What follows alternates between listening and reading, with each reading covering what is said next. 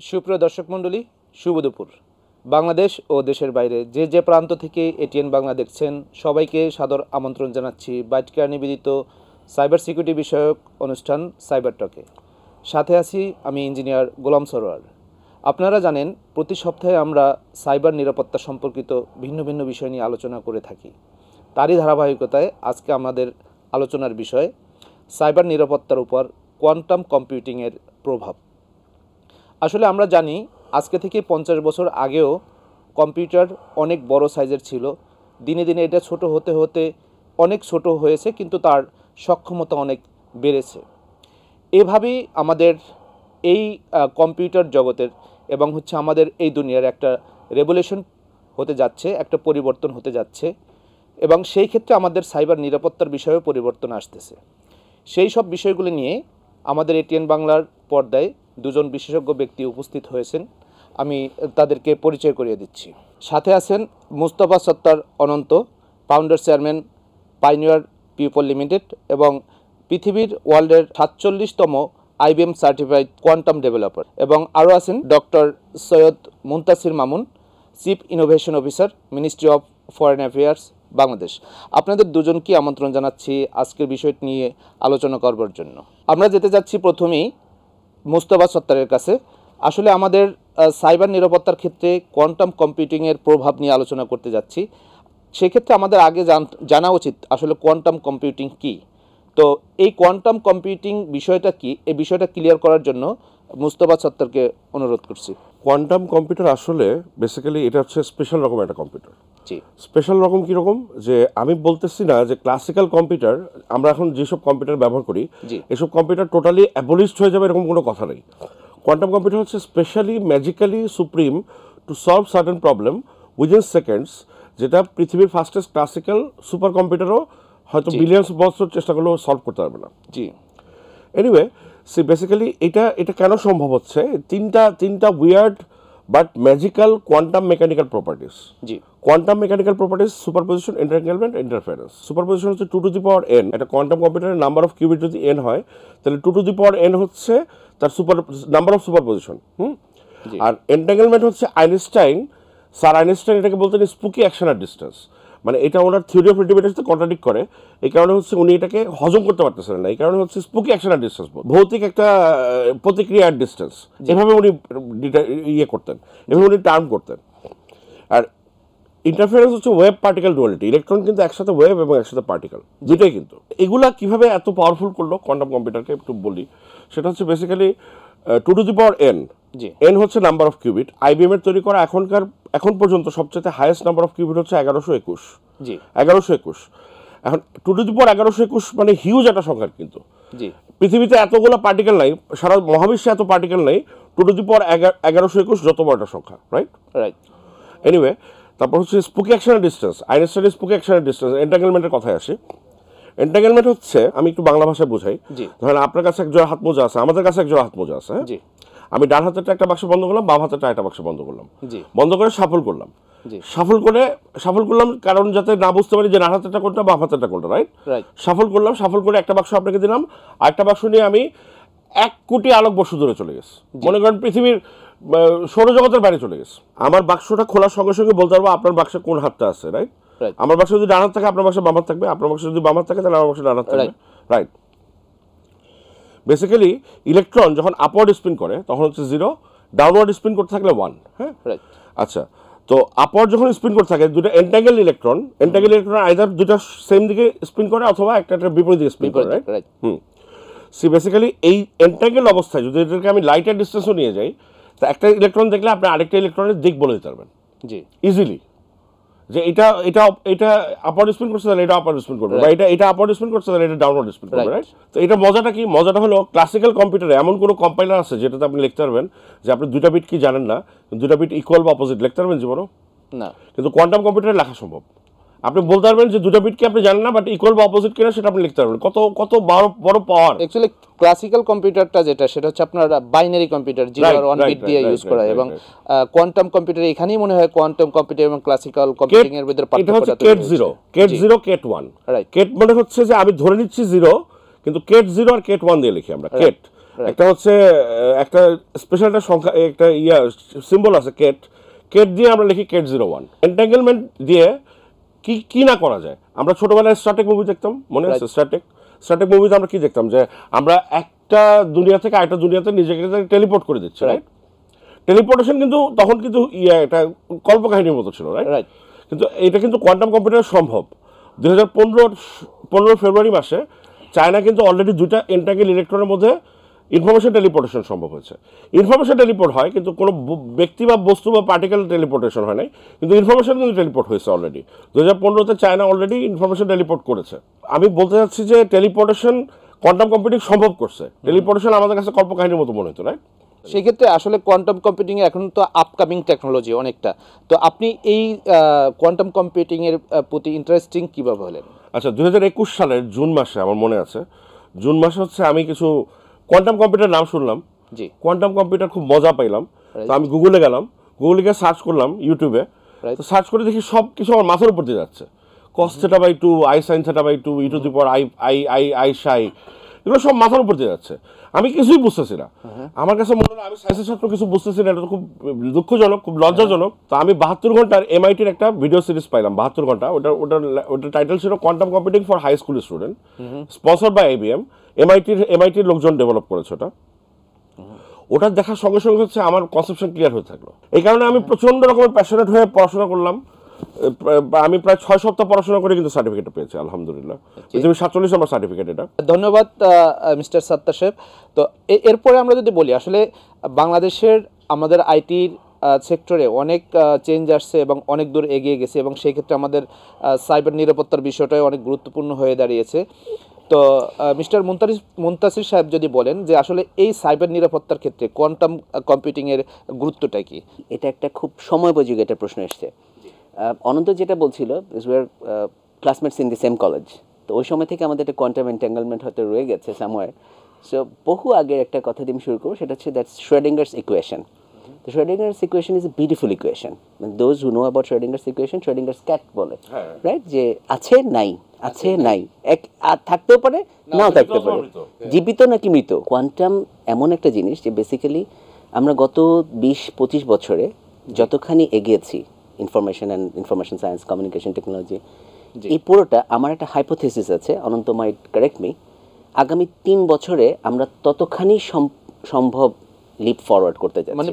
But the interesting part is, এটার ইমপ্লিকেশনটা শুধুমাত্র technological না, আমরা এটাকে ফুল পেস্টাল ফ্রেমওয়ার্কে নিয়ে যেতে পারি, political, economic, social, technological, ecological, legal. এবং এই কোয়ান্টামের যেটা সুবিধা বা অসুবিধা যেদিকে আপনি বলেন, this is an entirely new way of looking at life and living itself entirely. Because আমরা কম্পিউটারে যেটা দেখি, binary digits, all this come from Boolean algebra. Quantum is not Boolean algebra, it deviates from the unilinearity of thoughts.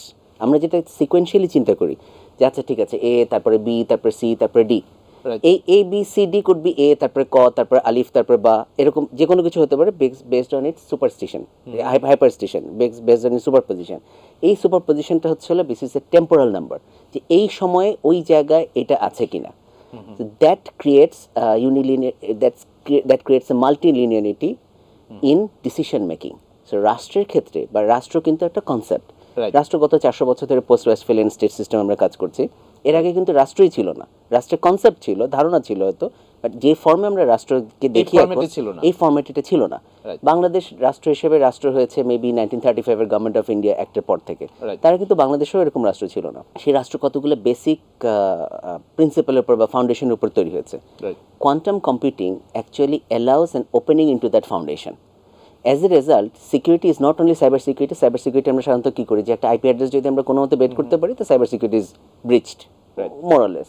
বা আমরা যদি একটা password simulate করে বের করতে পারি, তাহলে একটা পাসওয়ার্ড তৈরি করতে বা ব্রেক করতে যে সময়টা লাগে, সেই সময়টার চেয়ে অনেক গুণ কম সময়, একদম ন্যানো পর্যায়ের কম সময়, বা মিলিয়ন্থ, 1 মিলিয়ন্থ এই লেভেলে একটা পাসওয়ার্ডকে সিমুলেট করে, নয়েজ ক্যান্সেলেশনের কথা যেটা বললো, যে ওই পাসওয়ার্ডের প্যাটার্নটা কি সেটা বের করা যেতে পারে। It's not only about password break করা, একটা জায়গার জিওগ্রাফিক লোকেশন বের করা, that's one part of it. But what it opens up is basically a horizon of multitude of possibilities. যে আপনি at the same time you could do one or many other things. একসময় আমাদের আগের generation এটা কি ছিল, মানুষ হয় আর্মিতে যেত, না সিভিল সার্ভিসে যেত বা সামথিং লাইক দ্যাট। Right. এরপর আমাদের যে জেনারেশনটা আসলে সেই সময় আসলে ঠিক আছে, either you can join the civil service or join corporates or things like Corporate. Corporates. এরপর এখন যেটা আসতে যাচ্ছে এই সময়টাতে স্টেটের পার্সপেক্টিভ থেকে অনেকগুলো বিষয় একসাথে চলে আসছে। কি জিনিস চলে আসছে? এটা হচ্ছে cyber security definitely one, because cyber security যে কনভেনশনাল মেকানিজম ছিল সেই মেকানিজমটা কমপ্লিটলি অবসলিট হয়ে যাবে। If there is a Q day, if there is a quantum attack, if there is এটাকে একটা কম্পিউটার সায়েন্সের যারা স্টুডেন্ট তারা সকলেই হতে জানেন the Byzantine problem, the classic Byzantine problem, what the decision maker is thinking and what the executioner is thinking. এই সময়টার ভিতরে যে সময়টার ডিফারেন্স থাকবে, এই সময়ের ডিফারেন্সের ভিতরে you can interfere, you can actually interfere and get things done. এই অ্যাটাক পসিবিলিটিটার ভেক্টরগুলো চেঞ্জ হয়ে যেতে থাকবে। এই যে যতগুলো ভেক্টর চেঞ্জ হয়ে যাচ্ছে প্রতিগুলো ভেক্টর থেকে কিন্তু সেপারেট সাইমালটেনিয়াস পসিবিলিটি ফ্রন্টিয়ার তৈরি হচ্ছে। এই ফ্রন্টিয়ারগুলো যদি সরকার বা রাষ্ট্র আগে থেকে প্রেডিক্ট করতে না পারে তাহলে রাষ্ট্র বা সরকার অবসলিট হয়ে একটা যাবে, থ্রেট হতে পারে, ইররিলেভেন্ট হয়ে যাবে। ধন্যবাদ মিস্টার মুনতাসির সাহেব। আসলে এখন যদি আমরা বলি যে এই সাইবার নিরাপত্তা প্রতিরক্ষা বাড়ানোর জন্য এই কোয়ান্টাম কম্পিউটিং কিভাবে কাজ করে? আসলে হচ্ছে আমি যে এখন ইন্টারনেটে ঢুকতেছি, আমি যে কোনো একটা সাইটে গেলাম, মনে করেন ফেসবুক.com ঢুকতেছি, আমি কিন্তু একটা অ্যাসিমেট্রিক এবং সিমেট্রিক দুই রকম এনক্রিপশন দিয়ে ঢুকতেছি। রাইট।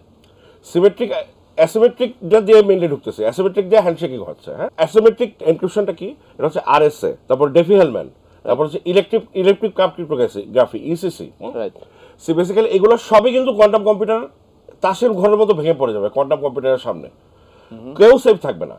তা আপনি যেটা যে হ্যান্ডশেক করতেছেন সেটাই যদি আপনি ভেঙে পড়ে তার যায়, মানে আমরা এখন যে এনক্রিপশন করতেছি এবং যে সিকিউরিটি নিয়ে কাজ করতেছি এগুলি আসলে কিছুই টিকবে না। তার সব মানে তাসের আমি ঘরের মতো open হয়ে ভেঙে পড়ে যাচ্ছি। যাবে, আমি right? বলি ইনসেপশন মুভিটা আপনি দেখছেন? হ্যাঁ। ইনসেপশনে দেখা যায় কি মানুষ ড্রিমের ভিতরে ড্রিম, তার ভিতরে তার ড্রিম, ভিতরে তার dream, তার ভিতরে ভিতরে dream, right. Basically that is precisely how the security threat না, কামস। বেসিক্যালি আরএসএ, ডেফি-হেলম্যান এবং ইলেকট্রিক ক্রিপ্টোগ্রাফি কোনোটাই থাকবে না। তো না থাকলে কি হবে? আমি যতই পাসওয়ার্ড সিকিউর করি, আমার তো পাসওয়ার্ড কিভাবে পাসওয়ার্ড তো কাজই করতেছে। এখন পাসওয়ার্ড কেউই সেফ না। বেসিক্যালি ওই সংখ্যাটা আপনি বিলিয়ন বছর চেষ্টা করলেও একটা ফাস্টেস্ট সুপার কম্পিউটার পৃথিবীর ওই সংখ্যাটা প্রাইম ফ্যাক্টর বের করতে পারবে না। কিন্তু আপনি যদি একটা কোয়ান্টাম কম্পিউটারকে দেন সোর্স অ্যালগরিদম যে থিওরিটিক্যালি 2 সেকেন্ডের মধ্যে বের হয়ে যাবে। Right. আর থিওরিটিক্যালি কেন বলছে, প্র্যাকটিক্যালি কেন না? প্র্যাকটিক্যালি কারণ না হচ্ছে নাম্বার অফ দ্য কিউবিট এখন পর্যন্ত অতগুলো হয়নি। রাইট। তো নাম্বার অফ দ্য কিউবিট কবে অতগুলো হবে? এটা হচ্ছে NSA, national security agency American. NSA বলছে 3 থেকে 5 বছরের মধ্যে কোয়ান্টাম কম্পিউটার প্র্যাকটিক্যালি অতগুলো কিউবিট অ্যাটেন্ড করবে।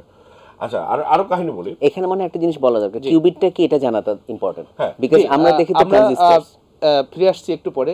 সুপ্রিয় দর্শক মণ্ডলী, আপনারা দেখছেন বাইটকার নিবেদিত সাইবার সিকিউরিটি বিষয়ক অনুষ্ঠান সাইবার টক।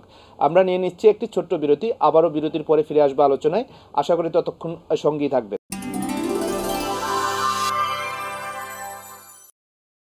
বিরতির পরে আবারও আলোচনায় ফিরে যাচ্ছি। জি, মুস্তফা সত্তার যেখানে ছিলাম। কিউবিট হচ্ছে কোয়ান্টাম বিট হচ্ছে 0 আর 1 এর মাঝখানে ইনফাইনাইট সুপারপজিশন থাকতে পারে। রাইট। ইনফাইনাইট সুপারপজিশন থাকতে পারে। এইটাই পার্থক্য করতেছে আসলে হ্যাঁ, ক্লাসিক্যাল হ্যাঁ, কম্পিউটার এবং কোয়ান্টাম রাইট, কম্পিউটার। এক্স্যাক্টলি। এবং এটা এন্টাঙ্গেল হইতে পারে এবং Right. এটা হচ্ছে ইন্টারফারেন্স করতে পারে। রাইট। এই হচ্ছে বেসিক ডিফারেন্স। জি। আর কিউবিট হচ্ছে 1124 1121 হচ্ছে আইবিএম এর হাইয়েস্ট পসিবল কিউবিট। এটা যখন 1 লাখ হয়ে যাবে বা 2 লাখ হয়ে যাবে, 5 লাখ হয়ে যাবে, 10 লাখ হয়ে যাবে, তখনই কিন্তু আর পৃথিবীর কোনো সিকিউরিটি সিস্টেম দাঁড়া থাকতে পারে। এবং এটা কবে নাগাদ হবে সেটা হচ্ছে এনএসএ, ন্যাশনাল সিকিউরিটি এজেন্সি, সে অলরেডি বলেছে যে 3 থেকে 5 বছর 3 থেকে 5 বছর। ধন্যবাদ মিস্টার মোস্তফা সত্তার। তো অ্যাকচুয়ালি যখন এই কোয়ান্টাম কম্পিউটার চলে আসবে, আসলে তো আমাদের সিকিউরিটি পাসওয়ার্ড কাজ করতেছে না। এই ক্ষেত্রে আমাদের সরকার এবং আমাদের নিয়ন্ত্রণ সংস্থা যেগুলি আছে এদের আসলে কি পদক্ষেপ নেওয়া উচিত বলে মনে করেন মিস্টার মুনতাসির সাহেব? ইনফ্যাক্ট আমাদের সরকারের জন্য বা রাষ্ট্রের জন্য, সরকার তো একটা হচ্ছে মানুষ নিয়েই সরকার, Exactly. মানুষই সরকার বেসিক্যালি। মানুষের প্রয়োজনই সরকার, মানুষের প্রয়োজনে মানুষ সরকারকে তৈরি করে, নিয়মের মাধ্যমে পরিচালনা করার জন্যই সরকার। কনস্টিটিউশনালি একটা এলিমেন্টকে তৈরি করা হয় to run the state of or affairs of the state. এখন কোয়ান্টাম কম্পিউটিং যেটা ওপেন করে দিয়েছে, that's the Horizon of frontiers possibilities. যে জন্য বলছিলাম যে কিউবিটটা কেন ইম্পর্টেন্ট। কিউবিট কিন্তু এরকম না যে আমরা সাধারণত কম্পিউটারে কি দেখি ট্রানজিস্টার্স, রাইট? এক সময় ওটার নাম কি মোরস ল ছিল, ঠিক আছে? যে Moore's law has become or reached a limit, এরপরে লিমিটের পরে যাচ্ছে না। কেন যাচ্ছে না? বিকজ ট্রানজিস্টারের লোডিং ক্যাপাবিলিটি কমছে। এখন কোয়ান্টাম টানেলিং হতেছে, বাট ট্রানজিস্টারগুলো একটা লিমিট থাকে, আমরা ন্যানোমিটারে ধরতে পারি। কোয়ান্টামের মেকানিজমটাই ডিফারেন্ট। কারণ মেকানিজমটা ডিফারেন্ট হওয়ার ফলে আমরা প্রায় একটা উদাহরণ দিই, সেটা হচ্ছে যে 0 থেকে 180 ডিগ্রি ঘুরে আসলে আবার 360 ডিগ্রি, দ্যাট ইজ একটা ফুল সার্কেল। Right. এটার ভিতরে যদি আপনি জাস্ট ইমাজিনারি নাম্বার, আমরা প্রথম যখন ইমাজিনারি নাম্বারটা কি, আপনি জাস্ট এটা থেকে 1 ডিগ্রি সরাই দিলেই কিন্তু আরেকটা নাম্বার সিস্টেম তৈরি হবে, Right. আরেকটা 1 ডিগ্রি সরাই দিলে আরেকটা নাম্বার সিস্টেম তৈরি হবে। 360 ডিগ্রি স্ফেরিক্যাল যদি হয়, তাহলে how many millions of possibilities are there. So কোয়ান্টামে যেটা সুবিধা হয় সেটা হচ্ছে যে আপনার আগে ডিজিটাল সিস্টেমের সিকিউরিটিতে কি থাকতো, সেটা হচ্ছে 0 আর 1। 0 আর 1 এর মধ্যেখানে যে নাম্বার সেট, এটাকে বলে fuzzy number set. Fuzzy number set নিয়ে আমরা প্রায় বিভিন্ন জায়গায় কাজ করি, তো ঠিক আছে 0 না 1ও না, মাঝামাঝি একটা shades of grey, 50 shades of grey what ever. কিন্তু যখন কোয়ান্টাম আসতেছে তখন কিন্তু 0 1 দুটেই আসে, দুইটার আবার কোনোটাই দুইটাই নেই, নেই। আর দুইটার মধ্যখানে সবগুলো পসিবিলিটি আছে। এই পসিবিলিটিগুলো একই সাথে একই সময়ে বিদ্যমান। Which you choose, what you give concentration to, that becomes a reality, that becomes a manifest reality. Shor's algorithm এর কথা যেটা বললো, that is both a defense and an offensive capability. So defense এবং offensive capability দুইটা একই সাথে যখন কোনো জায়গায় বিদ্যমান থাকে, তখন this is known as an asymmetric benefit spectrum. Asymmetric সিচুয়েশনে কি হয়, যে আপনি আমি অনন্ত, এখানে যে 3 জন মানুষ আছে, 3 জন মানুষের কে কি চিন্তা করছে সেটা সে জানে, রাইট? এবং এই যে কে কি চিন্তা করছে সে জানে, এবং তার এই 2-3টার মধ্যেখানে যে ডিফারেন্সটা, এই ডিফারেন্সটা হচ্ছে হলো বেসিক্যালি স্টেক হোল্ডার্স অপটিমাইজেশন, যে আমি আপনার সাথে ওর সাথে একটা মিউচুয়াল দেতান্ত মেনটেন করতেছি, right? We are not attacking each other, but the moment that I know, let's say that if I can take away both of your wealth, should I not do it, that depends on my capability. এই capability স্পেকট্রামটা নির্ভর করতেছে কিন্তু আপনার quantum অ্যাক্সেসের উপরে। Right. So basically আগে আমরা যেটা জানতাম, it's almost like tank warfare, যে আপনার 1000 ট্যাঙ্ক থাকলে একভাবে অপারেট করবেন, 5000 ট্যাঙ্ক থাকলে আরেকভাবে অপারেট করবেন। কিন্তু যদি আপনার কোয়ান্টাম কম্পিউটিং ফেসিলিটি থাকে বা কোয়ান্টাম কম্পিউটিং অ্যাওয়ারনেসটা থাকে, যে হাউ ইউ কম্পিউট, এই কম্পিউটেশনাল ক্যাপাবিলিটি আপনার বাকি সব মেকানিজমটাকে নালিফাই করে ফেলবে। কেন নালিফাই করবে? আপনি যদি ফিজিক্যালি বেঁচে থাকেন, আর বেঁচে থাকাটা of course will see what happens in 3 to 5 years or maybe 7 years time, যে হাউ আওয়ার কনসিয়াসনেস ইভলভস। এই পসিবিলিটিগুলো একই সাথে থাকার ফলে যেটা হবে সেটা হচ্ছে যে আপনি কিভাবে অপারেট করবেন, that will be solely dependent on your capability. এই ক্যাপাবিলিটি যদি আপনার থাকে, তাহলে you rule, you supersede others. আপনার যদি না থাকে, inevitably you become a data colony. আমরা কিন্তু এখন পর্যন্ত শুধু লিনিয়ার একটা ফরমেশন দেখছি, শুধুমাত্র একটা বুলিয়ান অ্যালজেব্রাতে বাইনারি ফরম্যাটে দেখছি যে this is computer, this is computer. এখানে আমাদের 18 কোটি মানুষ কিন্তু ডিজিটাল ডিভাইডের একটা বিরাট, শুধু আমাদের দেশ না, 80% of the world is basically beyond the digital divide. সেই ডিজিটাল ডিভাইডের উপরে যখন আপনি কোয়ান্টাম ক্যাপাবিলিটিটাকে সুপার ইম্পোজ করছেন, তখন এই the nature of divide, the nature of inequality becomes humongous, highly magnified. So whichever community, whichever society, whichever enterprise, whichever government has the capability will supersede the others in terms of its actual physical possibility of imposition of its will. আমার ইচ্ছাকে আপনার উপর চাপিয়ে দেওয়ার capability আমার ততখানি বৃদ্ধি পাবে, এবং যাদের কাছে এটা থাকবে না তারা ততখানি ডিসঅ্যাডভান্টেজে থাকবে। কোনো রুল, কোনো ল, কোনো কনভেনশন এই আপনার ডিসঅ্যাডভান্টেজটাকে আপনাকে এড়াতে পারবে না। আমি আর অনন্ত যদি আজকের ক্যাপাবিলিটি নিয়ে 1995 সালে ফেরত যাই, আজকের আমাদের অ্যাক্সেস নিয়ে, নেটওয়ার্ক নিয়ে, লেভারেজ নিয়ে যদি আমরা 95 সালে ফেরত যাই, তাহলে আমরা কিভাবে ডিসিশন নিব? হাউ উড ইউ ডিসাইড আগামী 3 বছর পরে? আজকে তো 24, 25, 26, 27, 25, 26, 27-এর ভিতরে ওই 25 বছরের যে ক্যাপাবিলিটি এডিশন হচ্ছে, অ্যাকুমুলেশন হচ্ছে, এটা আগামী 3 বছর আরো হবে। এখন ওই 3 বছর পরে আমরা কোন জায়গায় পজিশন হব, বা আমাদের আসলে প্রেডিক্ট করতে পারতেছি না, প্রেডিক্ট করতে তো পারাই যাচ্ছে না। এবং যে কিউবিটের কথা আমরা যেটা বললাম, কম্পিউটার আমরা দেখি কি মাদারবোর্ডের মধ্যে ছবি আঁকা আছে বা আপনার লাইন টানা আছে, right? That is what you see, that is what it is, right? But quantum computer কিন্তু এরকম না। Quantum computer is basically box of lights. মানে বিষয়টা এরকম যে আমি ফু দিলাম আর হয়ে গেল, এরকম আর কি, almost like that. It's a box, it's a box, literally it's a big box, যেখানে আপনার আলো মুভ করছে। ধন্যবাদ মিস্টার মুনতাসির। তো আসলে আমাদের আরো কয়েকটা গুরুত্বপূর্ণ বিষয় নিয়ে আলোচনা করতে হবে, যে কোয়ান্টাম ডাটার যেহেতু যেখানে পাসওয়ার্ডেরই কোনো ইয়া থাকছে না এবং সিকিউরিটির অনেক থ্রেট আসছে, সেই ক্ষেত্রে আমার ডাটার ইন্টিগ্রিটি এবং প্রাইভেসি কিভাবে নিশ্চিত? আচ্ছা, আমি একটা ছোট্ট একটা উদাহরণ দিয়ে শুরু করি। যে 2016 সালে হচ্ছে ফেব্রুয়ারি মাসে বাংলাদেশ ব্যাংক থেকে $1 বিলিয়ন কিছু বিদেশি হ্যাকাররা হ্যাক করে নিয়ে গেছে। তো বেসিক্যালি আমরা যদি কোয়ান্টাম সেফ না হই, তাহলে এরকম হাজার হাজার বিলিয়ন $, কিন্তু আমাদের রেগুলার নিয়ে যাবে।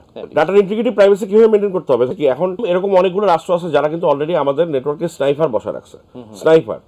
স্নাইপার হচ্ছে কি কারো বসা রাখছে? কারণ হচ্ছে ডিক্রিপ্ট নাও, হারভেস্ট নাও, ডিক্রিপ্ট লেটার। এখন হারভেস্ট করে রাখতেছে, ডিক্রিপ্ট করবে হচ্ছে কোয়ান্টাম কম্পিউটার আসার পরে। Right. এনিওয়ে, তো বেসিক্যালি এটা অনেক সময় সাপেক্ষ একটা ব্যাপার। 3 বছর, 5 বছর, 10 বছরও এনাফ না, কিন্তু আমাদের কিন্তু এখনই শুরু করতে হবে। বেসিক্যালি কিভাবে আমাদের হচ্ছে ডিসকভার করতে হবে। প্রথমে ডিসকভার করতে হবে কিরকম, যে আমাদের সোর্স কোডের মধ্যে আমরা যেগুলো নিজেরা লিখছি, নিজেদের লেখা যেসব অ্যাপ্লিকেশন, ওখানে আমরা কোথায় কোথায় ক্রিপ্টোগ্রাফিক ফাংশনগুলো কল করছি, ওগুলো হচ্ছে ডিসকভার করে আমাদের একটা Shivam, cryptographic bill of material তৈরি করতে হবে, সিবম তৈরি করতে হবে। সিবম তৈরি করার পর আমাদের কিছু আমাদের লেখা কোনো সলিউশন না, রাইট? ওরাকেলের বা মাইক্রোসফটের বা আইবিএম এর, ওইখানে তো সোর্স কোডের আমার অ্যাক্সেস নাই। কোন এন্ড পয়েন্ট কোনটার সাথে কিভাবে হ্যান্ডশেক করতেছে, রাইট, কি হ্যান্ডশেক করতেছে, কি ক্রিপ্টোগ্রাফিক বিল ওখানে ম্যাটেরিয়াল ইউজ হচ্ছে, ওই অবজার্ভ করতে হবে।